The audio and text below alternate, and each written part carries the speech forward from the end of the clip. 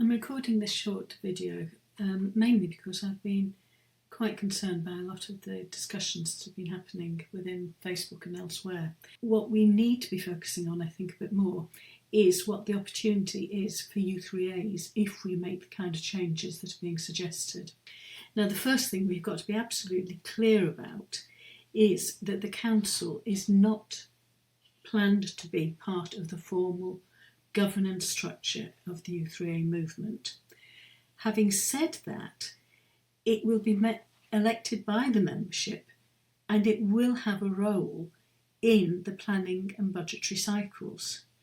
It is the voice of the u3as. It knows what's going on within u3as and it needs to have that voice and it needs to have that clear voice and that clear role at the table. And it doesn't mean that its role is to be checking up on the board all the time to see if it's doing what it's meant to be doing. It's more making sure that it has its voice heard and recognised.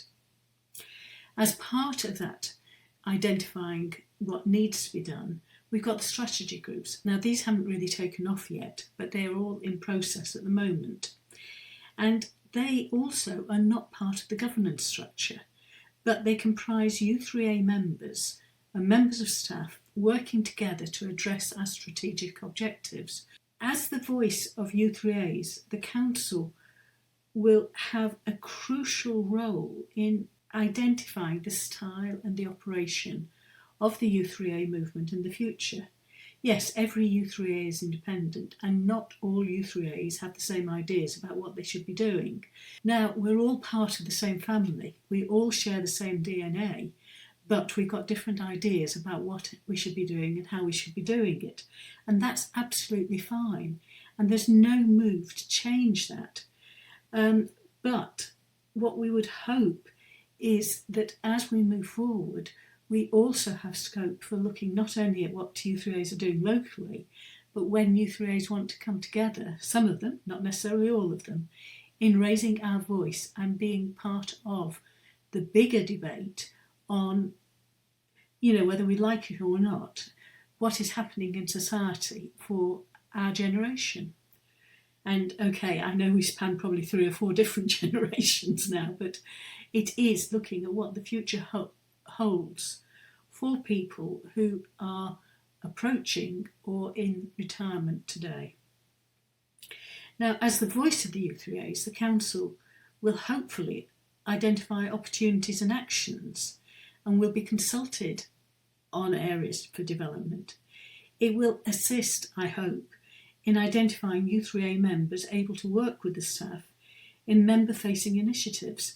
And a good example of this is actually the festival which we've just held. It was volunteer-led by those volunteer members in their role as trust volunteers, together mainly with a team from the Yorkshire and Humber region, and with some other volunteers in doing things, and lots and lots and lots of u3a members offering to lead sessions, to bring their music groups, to do sporting activities, all sorts of things.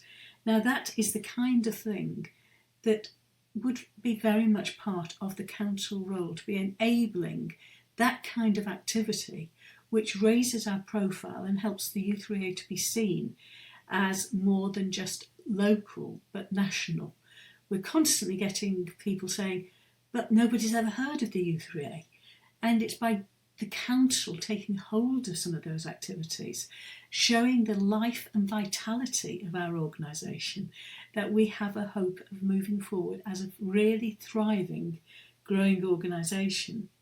Now, clearly, not everything that is thought of is going to get buy-in from everybody, but hopefully, by being positive and looking at what the Council can do, rather than imagining what it might not be able to do, we might be able to move forward in a more positive way.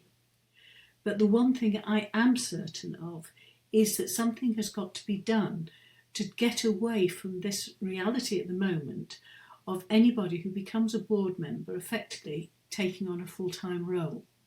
That isn't right in this day and age for volunteers unless they choose to be full-time volunteers.